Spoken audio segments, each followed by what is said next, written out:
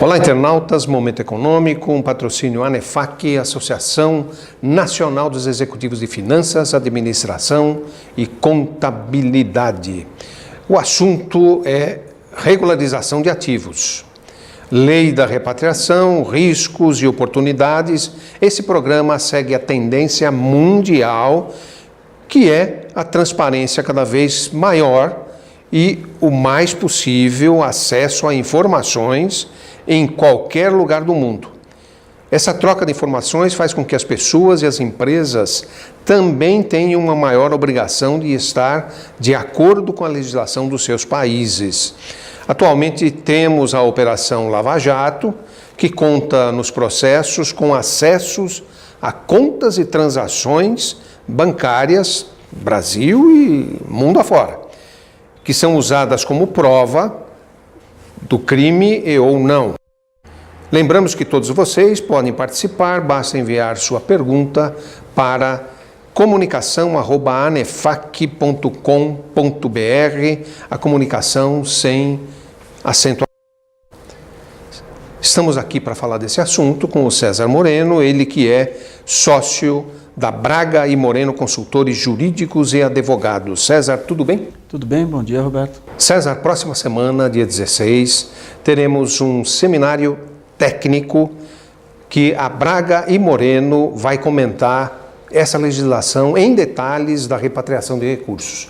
Você poderia comentar um pouco mais o que vai ser falado nesse evento? Claro, Roberto, vamos lá. Eu acho que a ideia desse evento é trazer um pouco mais de proximidade para aquelas pessoas que estão na dúvida se devem aderir ou não e esclarecer uma série de dúvidas, porque assim como a gente viu na primeira versão aí da repatriação, essa segunda versão ela traz manteve alguns dos problemas, de dúvidas e questões antigos, mas trouxe algumas melhorias, né? Então, acho que o primeiro aspecto aí é a alíquota. Aquele que esperava assim, uma reedição, uma reabertura do programa de regularização cambial e tributária com as mesmas alíquotas, infelizmente perdeu a oportunidade. O governo reabriu o programa, mas encareceu um pouquinho mais. Então, o que a gente tinha de alíquota efetiva no passado, que era 30%, ou seja, 15% de alíquota de imposto de renda, mais uma multa de 100%, ou seja, mais 15%,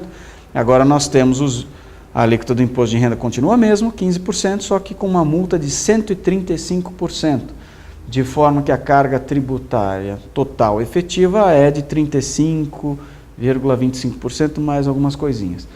Além disso, o dólar que era subsidiado na primeira versão, então você não precisava fazer a repatriação tomando por base de cálculo o dólar de 2016, você podia usar o dólar de dezembro de 14.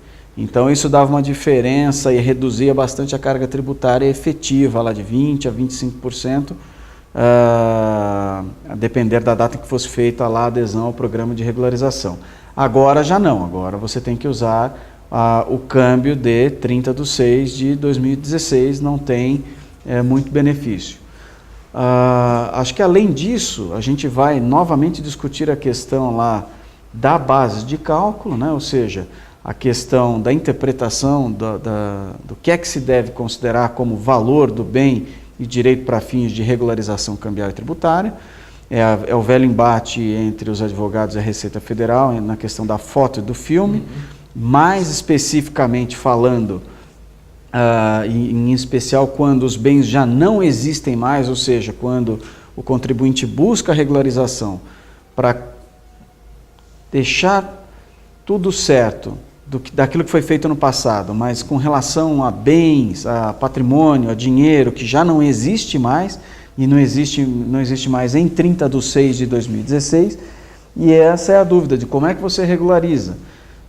Porque por um lado você tem que levar em consideração uma base de cálculo correta, é uma condição para que você faça adesão e tenha lá o benefício da anistia tributária e penal, o pagamento do DARF, né, o recolhimento do imposto e da multa, mas por outro lado, quando você tem uma situação na qual o patrimônio não existe mais, como é que você deve proceder?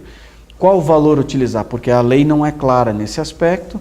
As respostas a consultas que o fisco apresentou são pouco elucidativas nesse aspecto. Perguntas e respostas que a própria Receita Federal acabou por editar também não trazem lá um grande alento para os contribuintes, de modo que a ajuda de profissionais especializados se faz necessária. E esse esclarecimento para o público em geral, eu acho que é primordial para justamente desmistificar certos receios que os contribuintes têm quando eles estão diante da possibilidade de fazer essa adesão ou não. Em especial, o risco de caça às bruxas no pós-adesão. Como nós vimos agora já no pós-primeira fase aí do programa de regularização, pelo menos até o momento a gente não identificou nenhum tipo de caça às bruxas. O que houve, sim, foi uma falha sistêmica da Receita Federal. Quando eu falo sistêmica, é do sistema de controle da Receita Federal, que pegou as retificações feitas no imposto de renda e ele automaticamente disparou um DARF, uma multa, para alguns dos contribuintes, não para todos. E a própria Receita refreou, consertou esse problema.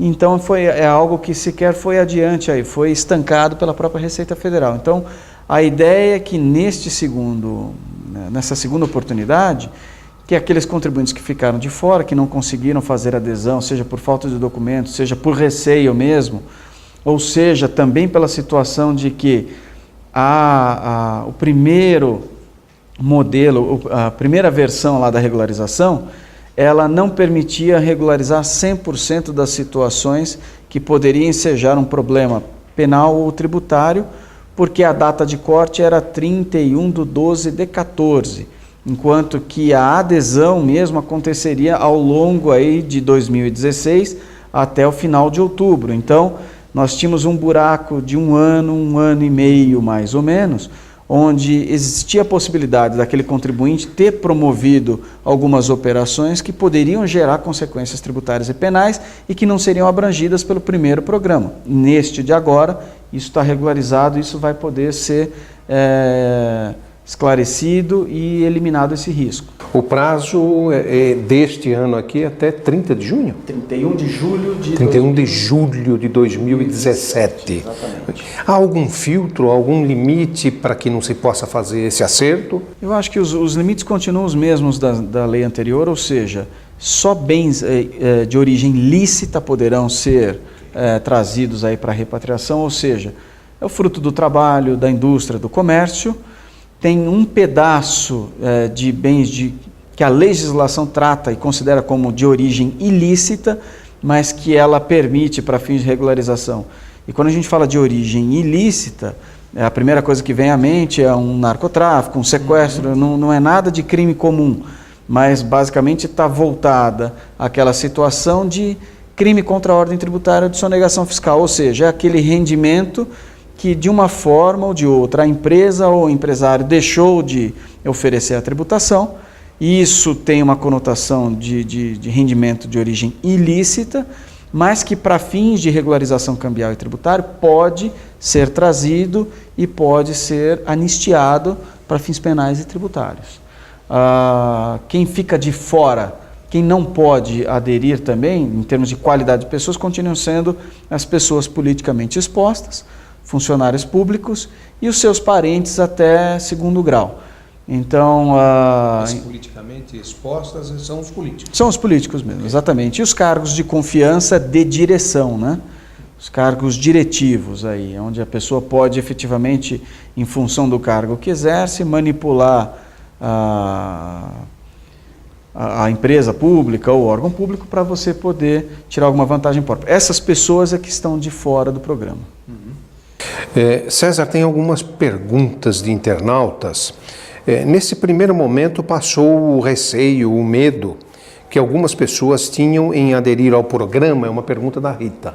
Se esse medo continua ou a turma agora está confiando? Eu acho que o receio na prática continua, mas eu acho que ele é menor na medida em que o governo até o momento realmente não fez nada além daquilo que ele prometeu, ou seja, de permitir a regularização e de não perseguir quem efetivamente ingressou aí no programa de regularização. Da Catarina, Esse programa é mais do que uma campanha do tipo limpe seu nome ou uma mera adesão a um momento ético global. Você já comentou sobre isso, mas acho que era bom reforçar. Eu acho que ele não é exatamente nem uma coisa nem outra, né? No fim das contas, ele é uma tentativa do governo de aumentar a sua base de tributação e de dar a possibilidade das pessoas que têm essa poupança feita fora do país e que não é hoje oferecida a tributação, delas realmente regularizarem essa situação e começarem aí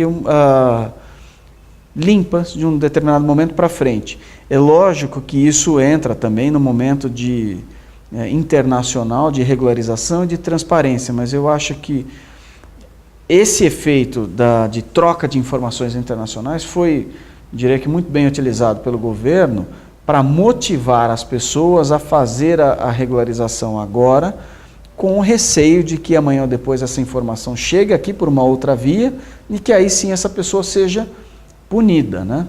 Esse dinheiro que pessoas ou empresas ganharam lá fora e não registraram. Alguns utilizaram esse dinheiro para comprar títulos e ações, alguns compraram até imóveis. Isso também dá para regularizar? Dá para regularizar, acho que praticamente tudo, né? Então, o que a lei permite que sejam regularizados são aplicações financeiras, dinheiro em conta corrente, ações, fundos de investimento, alguns tipos de apólices de seguros que foram oferecidas para brasileiros aqui, às vezes irregularmente até, carregamento em cartões de crédito internacional, imóveis, embarcações, aeronaves, veículos. O que é que fica de fora? Itens colecionáveis, obras de arte e animais de competição, por exemplo, cavalos de corrida, que são caros, mas o valor é uma coisa um pouco mais difícil de aferição. Então, isso realmente estava previsto no projeto de lei, mas foi vetado, e a razão do veto é justamente no sentido de que o governo teria muita dificuldade de verificar se aquilo tem validade ou não. Então a gente até brinca e diz que realmente a casa em Saint-Tropez, o contribuinte pode oferecer a tributação, pode regularizar, mas o quadro que está na parede, esse ele não vai conseguir regularizar dentro da mesma casa. Então, basicamente é isso. César, nós estamos chegando ao final do programa. Eu gostaria que você deixasse uma mensagem especial para esse evento importante da próxima terça-feira, que vamos discutir em detalhes tudo isso que rapidamente você mencionou hoje. Bom, eu acho que a mensagem maior é realmente para aquelas pessoas que têm interesse em, pelo menos, em conhecer o que é esse programa de regularização cambial e tributário, o que ele oferece. Vale a pena participar do evento justamente para tirar suas dúvidas com profissionais que atuam na área, e são profissionais de direito que estudam a fundo as matérias e vão poder ali, com base em casos práticos, discutir também os prós e contras de uma eventual adesão a esse programa ou não. César Moreno, muito obrigado. A ANEFAC agradece. Internauta, a ANEFAC realiza uma série de eventos. Consulte a nossa agenda no site www.anefac.com.br. Um abraço.